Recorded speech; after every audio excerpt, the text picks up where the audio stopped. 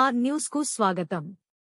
రంగారెడ్డి జిల్లా ఇబ్రహీంపట్నం నియోజకవర్గం అబ్దుల్లాపూర్ మెట్టు మండల కేంద్రంలో ఉన్న రైతు వేదికలో ఈరోజు సాయంకాలం 3 గంటలకి తెలంగాణ రాష్ట్ర ముఖ్యమంత్రి రేవంత్ రెడ్డి ఆయన పాలకవర్గంతో కలిసి ఈరోజు రైతు భరోసా రెండో విడత నిధులను 5,700 కోట్ల రూపాయల మేడిపల్లి కాళేశ్వరం మెట్టుగడ్డ భారీ బహిరంగ సభలో విడుదల చేయడం జరిగినది. ఇట్టి కార్యక్రమాన్ని జిల్లా వ్యవసాయ అధికారి ఉషా వీడియో కాన్ఫరెన్స్ ద్వారా రైతులతో కలిసి వీక్షించడం జరిగింది.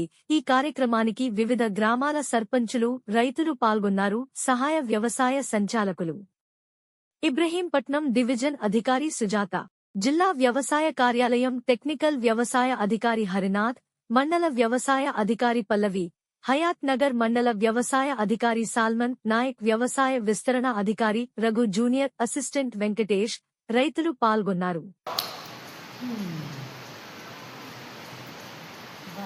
గౌరవనీయులు వేం నరేందర్ రెడ్డి గారితో పాటు కొత్తగా రాజ్యసభ పార్లమెంట్ సభ్యులుగా ఎన్నికైన తరుణంలో ఇక్కడికి వచ్చినందుకు వారికి కూడా స్వాగతం పలుకుతూ పెద్దలు బలరాం నాయక్ గారు